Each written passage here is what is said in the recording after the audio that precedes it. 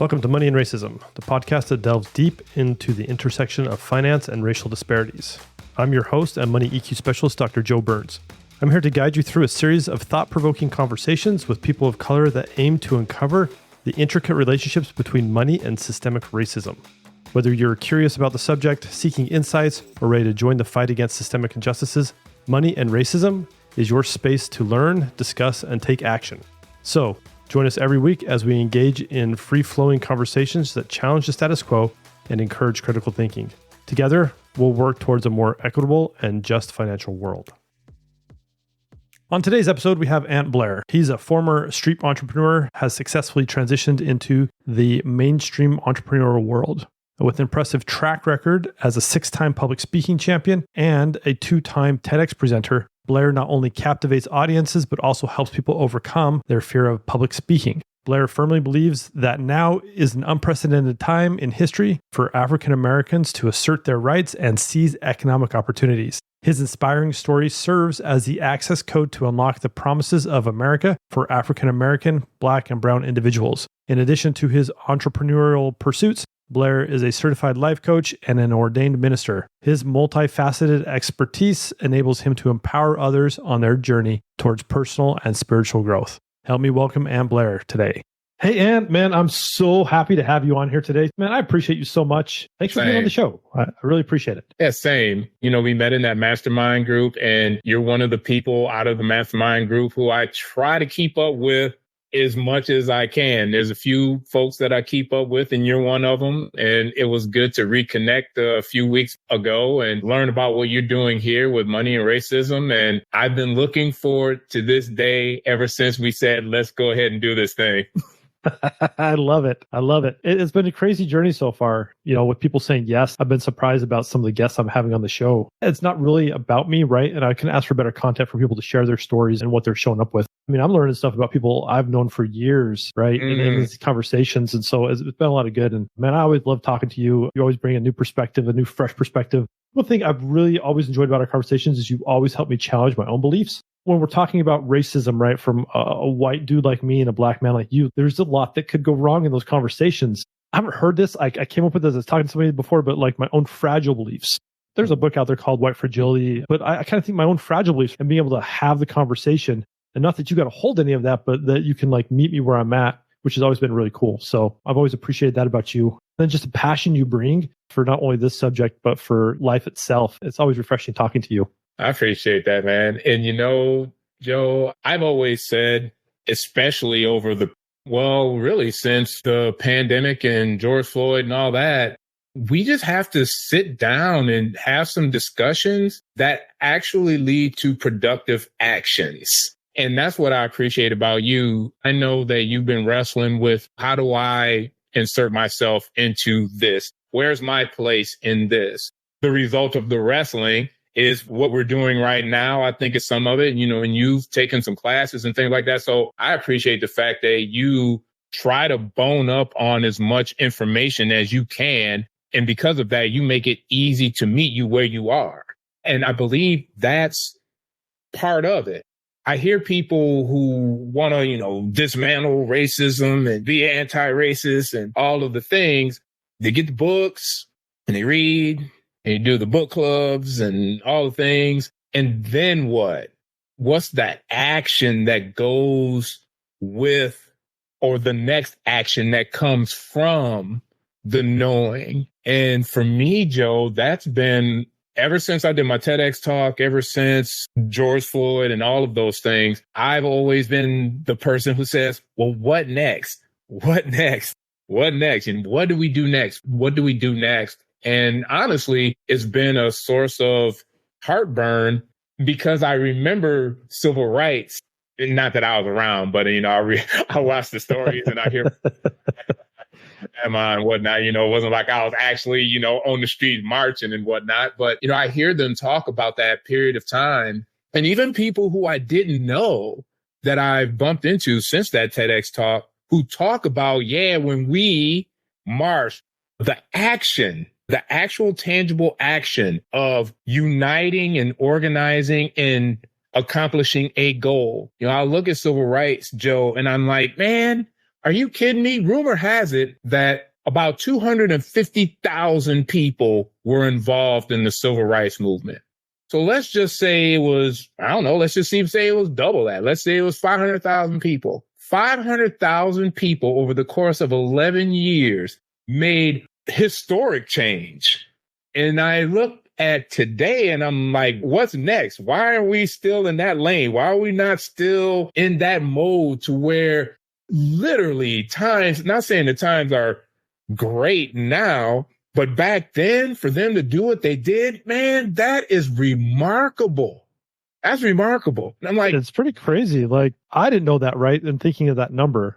But you think about that, and it's like, man, that was that many people. What happens if we could enroll more people now and actually like keep working? Because I'm with you. I'm all about the action. Like, let's do something. Now, for my own journey, sometimes I understand as a white man in America, like there was a lot I've really held off on, and I've tried to really listen and learn for a while. I mean, my journey's been like 4 years now since I really dove into anti-racism work and just learning and trying to understand what, I could learn from Google, but I didn't know. There's a lot I didn't know. Much different now, and I'm asking different questions now. I think one of the biggest questions I'm asking kind of along these lines is, is this racist? You always kind of sit with that. It's like, is this racist, like doing this thing? But now I've learned that everything is pretty much racist, like all the systems and all the things that are happening. So my question now is, how is this racist? It's a little bit of change to the question, but it's no longer inferring, oh, maybe it's not. And really looking and saying, no, it is. Okay, what can we do about it now? Because like you're saying, like we got to take some action. Yeah, there's been a lot of movement, and I think there needs to be more. Too many people are getting hurt by it. You know what I mean? 100%, Joe. And here's my lament about the whole thing is taking it back to George Floyd. Joe, the whole world was shitty about that. The whole world was on full protest mode, man. So think about civil rights, taking it back there. And I hate to just keep beating that horse, but let's just say that it was 500,000 during that period of time. And really, it was only in America. So, I mean, yeah, there was some pockets around the world where people like, yeah, we stand with the folks who are fighting the fight and whatnot. George Floyd was the freaking entire world, damn near. Yeah. Damn near. That was pretty impressive to see that the whole world came together and to see the reactions and know that this problem, while it is pervasive in the United States, it's not only here as well, right? It's a multinational cultural issue of importance that we all need to participate in. But that was something to see, like all the protests in the news and everybody kind of locking arms and being like, hey, something's got to change. And so, Joe, to that point, what changed? Yeah, here it is. And think about how much everything's cooled off. You don't hear about it anymore. Hardly anybody talks about it. We just moved on to who knows what else. Exactly, Joe. And that's my lament. My lament is if 500,000 people in the 60s, where it was freaking Jim Crow and, freaking colored water fountains and, all of the things, a much different time, they were able in 11 years to get two major pieces of legislation, laws changed. And we had the whole world, like you said, locking arms. What major piece of legislation came from that? What major initiative came out of that? What major anything came out of that? And I'm struggling. Maybe I missed the news or whatever the case may be, but I don't know that there's anything that is majorly significant that came out of that whole global protest. There were small things that changed, right? But nothing major. Yeah. Exactly. Small movements. And people are like, see, we're doing something. But really? Because we're, 3 years past now? And nobody can really say, oh, hey, this was a massive thing that changed. We started really digging deep. You even look at corporations that changed a lot of their policies and what they were focusing on. A lot of them are gone. I mean, in a lot of cases, you start looking at this point in the time in America, a lot of corporations are starting to push back on like their DEI programs, starting to defund them, starting to like all this stuff because it's no longer a problem, right? Well, no, the white people choose to forget about it. We whitewash it and then it turns into something that doesn't matter. Two things to that point, Joe. One is I discovered painfully that, people believe that it doesn't affect them. I read a book that's called The Sum of Us. I don't know if you're hip to that book. I have not read that book. I think her first name is Dorothy. I know her last name is McGee, and I think it's like McGhee. So the premise of the book, she used to work for a think tank. I can't remember where, because it was 2 years ago I read this book. She used to work for a think tank, and she had access to a lot of data. And she asked the question, well, does racism only affect quote unquote black people? I don't call black people. I call black people melanated people because I ain't black. I'm a nice shade of chocolate mocha, if you will. She says that based on the data that she was able to pull up, that racism indeed affects, I will say almost everybody. She says everybody. I'm going to say almost everybody. And I could talk about that in a little bit, but she said it affects everybody. And so the cover of the book has a kid jumping into a pool. The story that she opens up with, and I'm not going to get the location and the details right, but the general premise is there was a public swimming pool. I don't know, let's say back in the 50s or 60s, that was a really nice setup. Well, it became integrated, and African-American folks come in and they in the pool. They're like, hey, we're in the pool. So then European Americans, they're like, we don't want y'all in the pool. So it got to be a big old brouhaha. And so guess what happened, Joe? What happened? They closed down the pool. They filled up the pool, and now it's grass on top of what used to be a public pool. Her point is, because y'all didn't want the African Americans in the pool, now nobody has a pool. You ain't got a pool. They ain't got a pool because you were being dumb.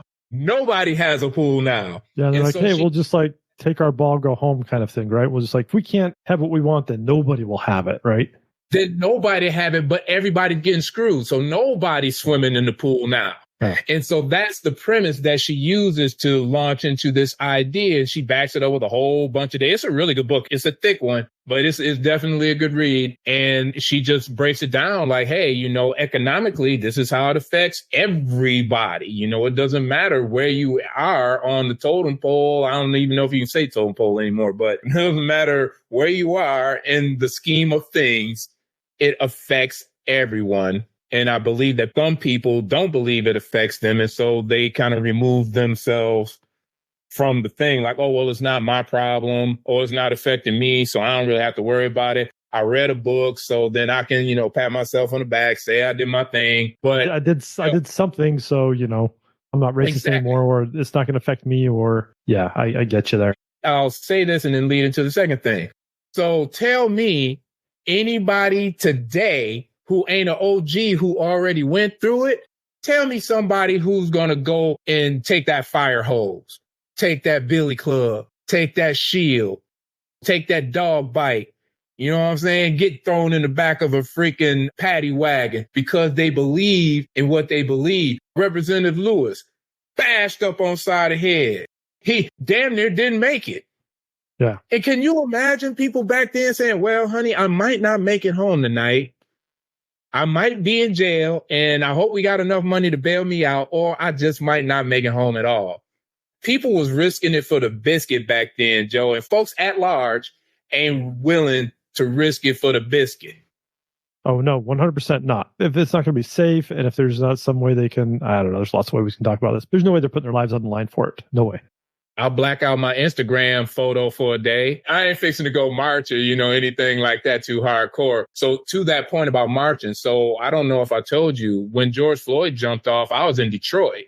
Oh, okay. Me and my son, we were hunkered down during the pandemic in the coronavirus epicenter of Michigan, Detroit. Because I figure if the zombies was going to come, me and my kid will be able to, we'll be able to knock them down. We don't watch enough Walking Dead. Right? You'll be right there, huh? We'll be right there, man. We know what to do. When George Floyd happened and all the protests jumped off, the Detroit protests, they was off the chain to the point where I narrowly avoided tear gas. They had the shield, they had the batons, they had the helicopters with the spotlights, disperse, disperse, disperse. And, all of the things, man. I mean, folks getting shot, it was freaking crazy. People everywhere, Joe. But guess what? All these people, I don't know, it was probably, 5,000 people. I mean, in the center of downtown Detroit, at least 5,000 people. All young people too, by the way. I was one of the oldest people that I saw the whole night. We were there from the time that stuff jumped off till about 4:30, 5 o'clock in the morning. And to experience that with my kid was freaking epic. My point is, all those people were together in that one place, just like taking it back to the whole global phenomenon. What I saw, people came together, but there was nobody who said, this is what we want, or this is what we need to be going after. There was no Martin Luther King. There was no leader who could clearly articulate, this is what we want. So then everybody's saying, well, I want this, I want this, I want this, I want this, I want this. None of it is coordinated. People are protesting in all these different places. Nothing's coordinated. So it's like, okay, you have our attention. What do you want? And nobody could articulate that. And here we are today. All forgotten about it. Even I think sometimes when we talk about racism and we talk about the funding behind systems that continue to propagate the systems, right? Even when we say what we want, it still doesn't change, right? And this brings me to, talk to me about Flint. You were there during when the whole water crisis happened, right? I wasn't there. My people are still there. I got some history, so I'm up to speed and the listeners can know too. Is this where you're from? Your parents live there, right? Yeah, man. So my parents, they still live there in the outskirts. They had a water filtration system put in way before that. Imagine the serendipity behind that. Most of my family is in Flint, like Flint proper. The last time I went home, maybe about 45, 60 days ago, they still, Joe, still to this day. I mean, it's mostly fixed, but it's not completely fixed. And I'm thinking, damn, how long has it been and you still haven't gotten it completely fixed? And people won't even know the results, the real results of that until maybe another 5-10 years from now. You know, they were talking about the kids who got the lead and the Legionnaire's disease and all that stuff that pops up from that. And they're like, man, we won't know like the mental part of that until those kids get way older up in life. And I'm like, man, are you kidding me? So to your point about the money, I don't know how much you were paying attention when it was a thing on the cover of Time magazine and all that beeswax. People, truckloads of water, man, all kinds of money coming in. Where did it go? No, I mean, not to fix the infrastructure. The infrastructure took forever to fix. Like you said, it's not even really fixed all the way yet. Not completely fixed. And people who were responsible for it, I mean, none of them went to jail. When I think about the money part of it, I have to go even way back beyond Flint. But I'll say about Flint to answer your question completely. The money, General Motors, Chrysler, Ford, that kind of money, they control things in those places, right? So even with the crack epidemic, you know, when we talk about money, it's like, man, how does that amount of cocaine make its way into little old Flint, Michigan, to where there's literally an epidemic. You know, I remember growing up during that time, Joe, and people were making money, you know, the brothers and sisters, you know, hustling, doing whatever on the street. But man, they weren't making the real money. And again, where does one make or gain access to that much money to bring in that much drug traffic? It certainly ain't the melanated folks that has money like that to bring in. And who benefits from all the money? Like I said, there's some people on the street making money, but the big money, man, that wasn't us. Yeah, and I mean, if you, like you were saying, if you go way back, the history of where a lot of this started is just, I mean, to me, it's sickening and appalling. And I find the history of it fascinating at the same time. You know what I mean? Because you can see what's happened and what continues to happen today in situations like this, where we have big disasters. Because I remember when Flint happened. I mean, it's been a long time ago when it was on the cover of Time magazine, right? And it was at all the news stations and all that stuff. And it was like, hey, what are we going to do about this? You know, if we just wait it out long enough, then people will forget. It's kind of like the mentality most people take. We didn't solve the problem right away because it wasn't affecting the rich white people. 100%. So I think Flint is, I want to say like 85% African American. And European American folks, they on the outskirts. They like Grand Blanc, Mount Morris, Swartz Creek, so they ain't affected. Matter of fact, the township, Flint Township, they're like, we want to change our name from Flint Township because people won't come here because we got Flint in our township. So the European American folks, they're like, we ain't even trying to get down with y'all. Like, we don't even want to be associated with that. They're just like, no way. Y'all. And guess what, Joe? Talk about gentrification. So, of course, people leave because they ain't trying to, get jacked up with the water. So guess who comes in and buys the property? All the developers, all the people, right? They want that land. And you see that happen over and over, right? Yep. And that's the money, man. That's the money. The money comes in and takes advantage. And what do they call them? Disaster capitalists. They come in, they buy all of the rundown property. And, we're putting up a housing development on there that's going to probably make us like $100 million. We're going to expand the college, expand the campus, put dorms up, and we're going to make more money. I'm looking at this in real time, Joe, because I've seen it from a little kid, when Flint was booming and prosperous, to when General Motors left, to when the crack epidemic hit, to the water crisis. And people like, oh my God, you don't want to go to Flint. It's murder capital, like 3 years running all of the things. But now people are investing money into it because, it can't get too much more run down than what it is. And people just coming in and scooping up that land, bulldozing the buildings down, building new shit, and making a crap ton of money.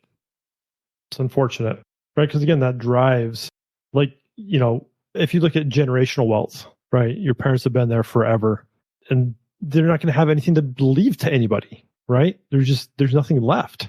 And so then it's like for you, right? You're not being handed down anything. So now what are we talking? Like you got to try to create something for yourself that maybe you can pass down to your boy because it ain't coming from before you, right? Well, that's not entirely true because before things went south, so when my dad, so there was the Great Migration, right? From the Southern and Virginia states and all that, so my family came up through that migration for the automotive jobs, for the Cummins and the General Motors and the Ford and the Chrysler. Yeah. So my great grandfather worked at Buick. My grandfather worked at Buick. My dad worked at Buick. But when my dad landed at Buick, those were for real, the good old days. Man, Joe, I'm going to tell you this. My dad was making I looked at one of his pay stubs in like 85 or 86. He's making like $32 an hour in freaking 1986 working in a shop. Wow. That was good money back then. That's great money back then. So, my parents, they're not struggling or hurting or anything because if you got in at the right time, General Motors was really good. My dad's got Cadillac insurance, the whole thing. My friends who are in my age bracket, though, they got in right as General Motors was like, we're not going to give you them Cadillac benefits and the pension's going to change. And again, the money squeezing the people so that they can boost the profits and the shareholder value and all of the things. So I'm thankful that my dad didn't have to go through that. But people now, they're lucky to make $20 an hour after being there 20 years. There's definitely a different landscape. So that's not entirely true is my point. So my folks, they did okay because, the job situation after civil rights, in the 70s and the 80s, it changed for folks up in the North, at least. I don't know about the South, but it changed. It definitely increased. And I think also, too, Joe, people think that, if you're not getting hung from a tree anymore, you're not getting burned from a stake anymore, how bad could it be? Don't you love that that's where like the bar is? Well, there's no lynching. So, exactly. I'm going to say that with a lot of stars and caveats around because I think that the form's just changed. It's no longer hanging from trees, right. But, there's now bullets involved and other stuff. And not to mention the mental conditioning. Well, 100%, right? It's just never ending. And really, that's, I think, the problem we have. And I want to go back to this, right, what I was saying before about, because really, if you look at it, your dad did well, right? And obviously, with the current state of the car industry and all the manufacturing there, they continue to strip away those benefits that so many people got way back before. on that. My wife's grandfather worked, I think it was for Caterpillar. And there was some voluntary, and it was kind of one of those corporate things, right? And kind of along this route of where we start seeing some of this things fall apart, right? And where the corporations are starting to change a lot. But anyways, he worked there for his whole entire career. There were some optional or some voluntary layoffs that were happening. So he decided they were giving away a whole bunch of stuff. And he's like, maybe it's about time I'll do it. And, they gave away the benefits and all that stuff. There were a lot of guys his age that had worked just as long as him, been like, no, we're just going to hold out for a few more years. And shortly after he did a voluntary retirement, there were some mandatory retirements. And those poor guys lost everything. Wow. It was like all the stuff that he got, they didn't get near as much. But back to that, I just want to not get too distracted. I go on tangent sometimes, right? But going back to that generational wealth piece, right? And here's what I want to call out, right? Yeah, your dad had a good job, did probably very well, but they're still not going to be. I mean, look at the area they live in, because they still live in Flint, correct? Yeah. So how much is the property value? Yeah. How much are they going to leave you? And if they were to die, they're not going to die tomorrow. But if they were to die tomorrow, like, what are they going to leave you? What's going to help catapult you into that next economic level of wealth, right? There's not a whole lot there for you. So It's not like your life's going to be 1,000 times better if they pass away tomorrow. Yeah. Comparatively speaking, you're 100% right. If we're talking about generational wealth and we're talking about money. So I said earlier, going way, way, way, way, way, way back, when I look at racism, I look at it as being a disguise for greed, money greed, power greed. Because if you go back, man, the people who were, slave traders and all that, man, those people who funded those operations and said, oh, yeah, you're going to America, here's a boat and here's some supplies and here's some people. Man, that costs money, man. So when you're talking about generational wealth, man, generational wealth, if you ask me, is what keeps this whole thing going. Because the people who had 3, 4, 5, 6, 7 generations deep money, those are the people. So going back to the whole some of us thing about everybody getting affected, not everybody's getting affected. I believe that the people who, like I said, 5, 6, 7, 8 generations back, wealthy, the old money, they're making a killing off of racism. And that's why racism won't ever go away, because them motherfuckers ain't gonna let it go away because it's making them too much money. A month or so ago, I had the opportunity to go to DC and go through the African American History Museum. I think that's what they call it. Have you ever been there? I have not. Man, if anybody's in DC, make sure you go to that. The only other feeling I've ever had in a museum as heavy as I've had it in that museum was when I went to the Holocaust Museum in DC as well, which is another, like, for what it is, that's also another very sombering experience, right? For those who haven't been there. But we were there for 4 hours. We got through like 3 of the 7 floors. They start off like right at the beginning of the slave trade in the 1400s. Then talk about that. There's a quote there, and I'm going to get the quote wrong, and I don't have a picture of it. But it basically says, we've done this because we love our rum and our sugar. I've read that quote. Yeah, it was right there as you start, and then you just walk through. But like you're saying, looking at the wealth and, the generational wealth that's happened through the slave trade and the beginning of the start of our country, even before when it was just the colonies, right? There's a lot. It was just crazy to walk through and just look at, because it wasn't cheap, right? There was a lot, and a lot of the enslaved people were treated as property, right? And cargo, and looking at how much cargo in that sense was lost during each trip. And then the crazy part that we learned there, which is bonkers, is then they had insurance out for the cargo, so they'd get paid by the insurance companies for however many of the enslaved people that died in the transport.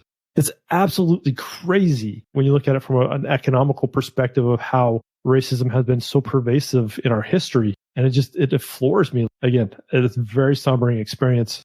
If you ever go, take your time, for anybody listening, because it's going to take some time, and spend the time to walk through it. Because there's a lot you can learn as far as what you see happening today and how, again, history, we're stupid as people. We just continue to repeat the same history over and over. It might look a little different, but it's there if you look for it. You ain't wrong, Joe. What I realized maybe 2 or 3 years ago, to your point about the insurance, some of our largest insurance companies and banks are as large as they are because they collateralized enslaved humans. They insured enslaved humans. Still to this day, not saying that they do it today, but the reason why they're as large as they are is based on that period of time. So that's why I say, man, the money machine just keeps on rolling. So yeah, you're not making money off of, collateralizing enslaved humans or floating loans on enslaved human collateral, but the systems that are in place still make it so that those companies are still making big money. Because you think about it, what are the biggest industries that you can think of? Automotive, insurance, finance. Moral of the story is these are huge companies generating a bunch of money that still might have, 10%, 5%, African Americans working in those spots. But man, they've made a killing and continue to make a killing. And not to say that the people at the top, really know what's going on. And at the same time, though, nobody's going to look into changing something that generates that much money too hard, if at all. Yeah. Yeah, the systems themselves, right? And again, you go back to, because you have a personal connection with Flint, but look at that. Like, why didn't they want to do anything about that? Right? It's going to cost them too much. Because at that point, they had to change the entire infrastructure, the whole water delivery system. Structure. All of it. That costs a lot of money, and nobody wants to pony that up. And so they're just like, can we find some other way to do it? Well, no, because you're poisoning people. It baffles me that when humanity comes into effect, that we still look and say, well, how much does this humanity cost? Exactly, man. Man, they were charging people. They were still sending water bills to people. They were still sending water bills to people. I'm like, are you freaking kidding me? I can't use the water. And you're sending me a freaking water bill? Are you out of your mind? Again, money. It's insane, man. It's insane. And that's why I say, and Joe, I'm one of the most optimistic people that you're probably going to find. And this. And I believe it's too much money involved for this thing to go away. And they keep people, and the system is as such that the people are united to be able to come together and actually force a change. And historically, we know when people come together, it changes. Civil rights movement, Voting Rights Act movement, that happened in 10 years because people came together. You keep people divided. And I want to throw this at you, but if you keep people divided, then it's just business as usual. You just got to keep people yelling at one another on Facebook and, distracted on this, that, and other thing. As long as the people are divided and uneducated, it's business as usual. You don't even have to work that hard at it. Yeah. No, I agree with you. And those who are speaking out, if you can keep them feeling like they're kind of all alone as well, right? That they don't have a community, that there's not other people out there talking like they are. It's interesting you say that because I'm not the only one. I don't post a lot on social about this. I post enough to know that I get silenced a lot. And not that they take my posts down, but just nobody sees them, right? And I have other friends who are really heavy in anti-racism work and stuff like that, where they complain all the time. They're like, my posts aren't getting to anybody because it's very thick, right? The algorithm, they talk about bias in that being programmed in the algorithms. That's a thing. Yeah, 100%. But we can't be quiet about it, right? I mean, we got to keep speaking up, because if we're quiet, then what? Joe, we got to man, if you ask me, I'm telling you, the history has shown, get out from in front of the damn computer and get out, organize and get out, man. That's what works. So Joe, when I did my TEDx talk, I was the shiny new penny here in Columbus, Indiana, and everybody wanted me to speak about the thing, right? Yeah. I don't know if you're hip to the Unitarian Universalist. I have heard of them, yes. Didn't know, very active in civil rights. Yeah, actually, someone gave me an article that was on their website. I'm like, well, this person's actually speaking logic. Where's this coming from, right? I went on and found it, and it was from their website. I'm like, oh, wow, this is an interesting organization. So I do a talk at the Unitarian Universalist Church. Fascinating way of how they go. It's not your normal liturgy, so to speak. I get done with my talk, and this Asian guy, he runs up on me and he shoves a microphone in my face, and he's like, well, usually after we get done when a speaker comes and we get done, we have a discussion afterwards. And I'm like, oh, nobody told me that. I'm like, okay. You're like, impromptu, good, let's go. Yeah. Yeah, impromptu. So I sit down and Joe, these are old schoolers. I mean, they're old schoolers. So the first thing that they get to talking about is, well, when we marched, well, when we organized, well, when we did. And so we go through this dialogue. Long story short, they're like, we want to be active. We don't know what to do. And I said, that's so interesting. The young folks, they don't say that. And I wonder if it's because they really don't have any context other than what they read in a history book or see in a YouTube video. These old schoolers, because they were in it. They were in it, Joe. They know you got to get out there and do something, but they want to get out there and do something. But just like I said earlier, there's no figurehead. There's no leader who says, okay, let's get this shit organized. This is what the outcome is going to be. Let's go. That's what they don't have. But they have that spirit, though, of I'm going to get out there in a wheelchair. I'm going to get out there on a cane. I'm going to get out there on a walker. They don't care because they know that's how you got to do it, Joe. And that's, man, we can talk about this on podcasts and on social media all we want to. But at the end of the day, we got to get out there and we got to get out there. The money, we got to pool our resources together. We got to be organized and we got to get out there and we got to do things, man. That's the only way that shit changes, bro. The only way it changes, because history has already shown us that's how it works. Like you can't legislate it. You can't, like, you have to get out there and you have to show we need to be taken serious. Otherwise, they're just like, close you out. They turn it off. They do whatever. And they're like, this is just the voice of dissent. Who really cares? 100%. I'll tell you this, Joe. Here in Columbus, Indiana, the guy who started Cummins, J. Irwin Miller, they love this guy here. Do you know this man, he funded and helped organize the March on Washington, lobbied Kennedy and Johnson for the Civil Rights Act in 1964, and shut down a Cummins plant in South Africa and was like, oh, y'all want to do that apartheid thing? Well, I'll just shut down my plant until you figure it out. And if you need a little extra motivation, I'm going to talk to my homeboys over here and lay some economic sanctions on you so that you really get the message. That's what money does. That's what organization does. Man, I'm going to say it till the day I die, man. That's the only way this thing changes, man. It takes money. What did the boycotts do? Hit them in their pocketbook. Oh, we're going to sit in the back of the bus? We'll walk. We ain't going to give you our money. You ain't trying to feed us food? Okay, that's fine. We'll just lock ourselves up to the counter. Now what you gonna do? Joe, you got me cranked up. Is that kind of activity, man, that is going to make the difference. And I'm not talking off the top of my head on some random stuff that I don't know. History has illustrated. Those are the methods that work. You hit them in the wallet. You use your financial wherewithal to fight that system. You organize, you come together as a united front with clear goals, and things happen in 10 or 11 years. Things happen, man. History has shown us that. Yeah.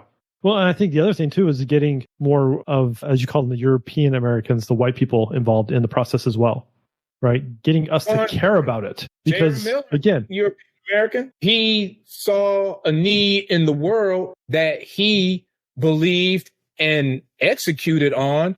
I got enough money and enough influence and enough connections to where I can just call up Kennedy and be like, hey, bro, what you trying to do about the Civil Rights Act? Yep, 100. And that's what I'm saying. Like, these be more outspoken, especially white men. We don't speak out enough. I mean, that's one reason why I started this show, right? This podcast, because I'm like, there's a need. Nobody's talking about this. I was actually on a podcast. It's been like a year, maybe 2 years ago.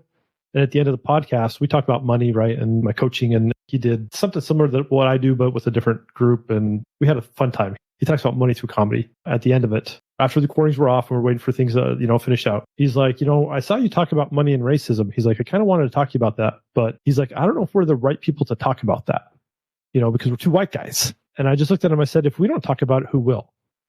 Because the African-American community has been speaking about it for a long time and we don't listen. But maybe if somebody who looked like them started talking about it, maybe the white community would start listening and start actually doing something. Because I'm with you, Ant, 100%. There needs to be more action. There's not enough action. There's too much talking. There's like, oh, maybe we can do this. Maybe we can do that. There's not enough action that's happening. I mean, again, back to our conversation from earlier, the George Floyd stuff. The whole world got behind that. But what changed? I mean, exactly. And there were protests for weeks. But what changed? Weeks, man.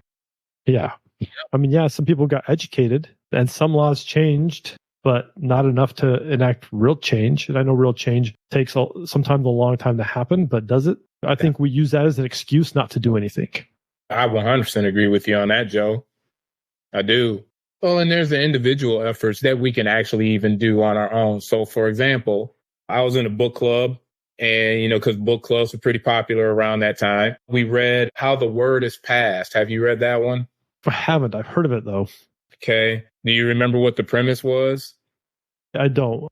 The Cliff Notes version is African-American cat, writer, said, you know what? I'm going to go to all the plantations in America and just document my experience with the people who were the curators or the tour guides, the visitors, whatever. It's actually a good book. Some very interesting perspectives. So 2 stories come from this. So one, the author, he talked about going visiting Monticello and was talking about how, people go, European American folks, they'll pull up and they'll be like, oh, Monticello. And the author was talking about how some of the African American guys would be like, yeah, and about Sally Hemings and all of the slaves and all that. And people like all aghast and everything, right? Because that doesn't get put into the history books. George Washington was the founding father and, blah, blah, blah, blah. And nobody talks about that. Damn near all of the founding fathers owned, had enslaved, and they enslaved human beings, so nobody talks about that. So there's that part of it. Yeah. We were talking earlier about the money and how the banking system, some of the banks that we know have grown because of that phenomenon. In the book, it talks about how JP Morgan Chase is one of those banks. So I remember one of the leaders in the book club, he's all aghast and everything, shocked. And he's like, I can't believe that. I have to look at my Chase credit card different now. Joe Burns, I looked at that dude and I was like, what do you got to look at? I was like, if you that cranked up about it, this is what you do in case you don't know. Pay off the card, chop it up, send a letter to Chase and be like, you know what? This is why I ain't getting down with you no more. And hopefully you make some sort of effort, some sort of change, whatever. Now, if he did those things, is it going to really hurt Chase's pocketbook much? No. It's still an illustration of something that we can do as individuals as a form of protest. To be like, man, look, you got to own up to your history. So imagine if he did it and I don't know how many people bank with Chase, but let's say, say 1 million people did. Let's say 750,000 said, you know what? Just like how they boycotted the lunchrooms and the buses and everything. We taking out our money. You don't have no deposits no more. Now what you gonna do? I bet you Chase would start figuring out what they could do to right that wrong. But again, yeah, until it hits them financially, then no one's really, and this goes, I think, for everybody, no one's really willing to make a change. It's hard. Change is hard. You ain't wrong. Until it affects them personally, then they're like, do I want to do the work required? Right. And there are some people out there who really do want to do the work required to get there. There's a lot 100%. Of people who are like, this is too hard. 100%. And shout out to the people who are fighting a good fight, so to speak. The people who are, literally at ground level, even the people who are trying to get involved in, the political system here in Columbus. There's a bunch of African Americans running for stuff like city council, treasurer, things like that. And, as we start rolling up on the end, Joe, I want to just encourage people, another way that they can make change is to get involved locally, because people can affect change at the local level a whole lot easier than at the national level. Somebody like a J.I. Miller, like I say, he can pick up the phone and call JFK and be like, yo, what you going to do about Civil Rights Act? But most of us ain't got it like that. But we don't have those connections, right? We don't have those connections. But, locally, we can say, hey, I'm on city council, or hey, I'm on the Civil Rights Commission, or hey, I'm on the Housing Authority Board, or hey, I'm treasurer. So the gatekeepers, some of the traditional gatekeepers, can be usurped, and some small changes that can turn into big changes, if they're sustained, can happen at the local level, which then bubbles up to the state level. It bubbles up to the national level. You know what I'm saying? So there are things that people are doing in the government. And, like I say, the guy like John Lewis, look at what he's done in the time that he was in the government. So there are ways that we can make change. And I'm shouting out to the people who are out there on the streets who are doing those things to do that. And man, we just need more. I mean, that's the bottom line. We need more. We need numbers. We need organization. We need money.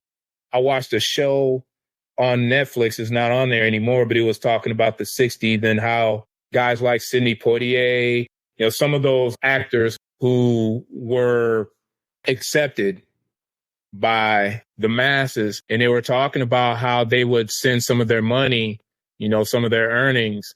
Harry Belafonte was one of them. That was the guy I was trying to think of. They were talking about how, the money they would make, that they would give to the cause and whatnot. And they were talking about how they had to sneak the money around. They couldn't just Venmo that shit, right? They had to drive. And, the police back then, two melanated guys in a car late at night, what you doing out on the road, darky? And, oh, you got a big old sack of money. They were literally risking their lives. But one of the things that struck me was, I want to say it was Harry Belafonte who said, it was only until the white folks got involved that the civil rights movement actually gained momentum and turned the corner. And if you think about the brilliance of it, when they were doing those marches and they were on TV, folks were like, oh, that's terrible that the Negroes are getting beat up. But until some of the white folks got beat down, they got the fire hose and they got all the changes, right? Suddenly it's a problem. Yep, that is a problem. Because then people like us are also getting, that look like us, or I should say, are starting to get beat up as well. So, maybe then they can come after us, right? The whole psychology behind it is just so warped. Bro, that's a great place to get on the almost end of it. Again, it's the mental game, Joe. It's the mental game, man. Like you said, the psychology of it. I hate to say it, and I'm going to say it anyway. Racism is the most diabolically ingenious system ever created, if you ask me. Yeah. I mean, look at all the harm it's caused and continues to cause. And all the money it's made. Yep. And the division, and it's just, it's such a layered problem, right? And the narrative, the solution in an altruistic way is pretty easy. Just treat everybody like actual human beings and then treat them, with kindness and respect. But that's too much for almost everybody. So, we'll have to just keep, chipping away at the issues. And one day, maybe my grandkids or their grandkids, or who knows when, we can maybe resolve some of this. Joe, I love that optimism. Like I said, if we remain divided and selfish, nothing will change, man. Nothing will change. Nothing will change. You figure, how is it that enslaved Africans were on these plantations, 200-300 deep, and there's 5-10 people, on the plantation. I think to myself, why didn't they just bum rush them cats? You know what I'm saying? Why didn't they just bum rush them? And again, it was, planting those seeds of dissension. And, hey, we'll put you up in the house. We'll keep you in the field. We'll keep y'all at each other. We'll separate the men from the women and the kids. Just separation and division and keeping people uneducated. It's those simple things. If we could just overcome those, we can make a huge difference. But man, it's not happening. It's hard. It's hard when it's such micro movements, right? And we're not seeing large movements. And when we see, again, back to George Floyd, when we see protests and unification that was so big yet so little came from it, it starts to be a little disheartening and being like, can we actually reverse this? Can we actually do something about it? Because that feels so big, the response to that, yet again, we got so little out of it. it can be disheartening. And, that's, I guess, part of the fight, right? To ever be the optimist, because I'm that way too, right? I'm like, man, there's something we can do. We can get this. Maybe if we do this one more thing, maybe if we just get more people involved, ever the optimist, and it's sometimes my own downfall. But I got to believe in the goodness of people and humanity, and that the more, like you're saying, educated we can become, the more action we can take, because I think that's important as well, that we can start to at least chip away at the atrocities and the things that have been done and start to right some of the wrongs. As my generation, as me here as a white man in America, I didn't cause this problem, but I have the responsibility to do something about it because I'm here now and I understand and I know, right? And that's really, I think, one reason, again, why I created this show, right? Bring light to it, bring people's stories here, and hopefully inspire at least one other person to start doing some good. And if we can do that, then who knows? If I'm with you, it feels like a long, steep climb sometimes. That just are we ever going to get to the top? Got to keep hope alive, man. Just got to keep hope alive. And I think, the call to action, piggybacking off of what you said, folks get educated, organized, and take action, rinse and repeat, then we have a chance. Yeah, I like that. And it's been so good to talk to you about this. It's been such a good conversation. And I can't believe the time's up. We've been talking for an hour and I'm like, wow, let's keep going. Yeah, I know we got at least another good hour in us. So I guess I'll have to come back. It was a good conversation. So what words of wisdom and anything else you want to leave with them before we sign off here? I've said it. Keep hope alive. Number one, get educated, get organized, take action. That's my plea. That's my call to action. That's my encouragement. I love that. It's just simple steps, right? I mean, it's not that it's easy to do, but it's pretty simple steps. Exactly. Not easy to do. Simple steps. Exactly. Yeah. I love that.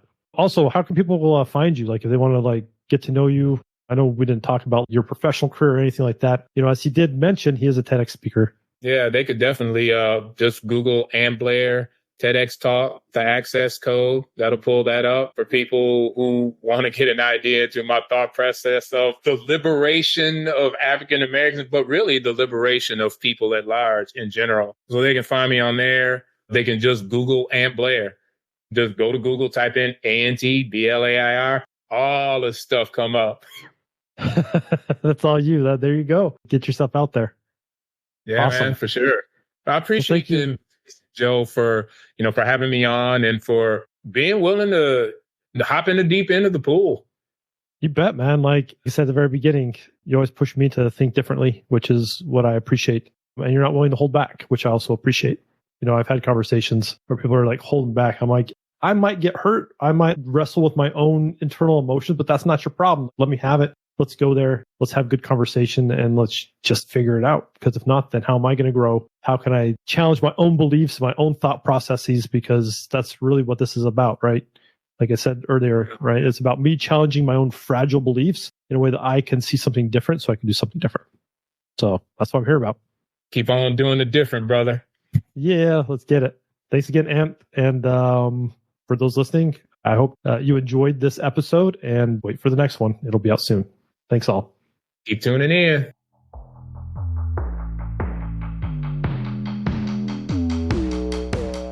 Thank you for joining us on Money and Racism. We hope we left you with something to think about. If you like the conversation, make sure to subscribe on your favorite podcast platform. And don't forget, please leave a review. To find out more about the psychology and emotion of money, visit www.josephmburns.com. And if you or someone you know would be a great guest for the podcast, email me at podcast@josephmburns.com. Together, we'll work towards a more equitable and just financial world.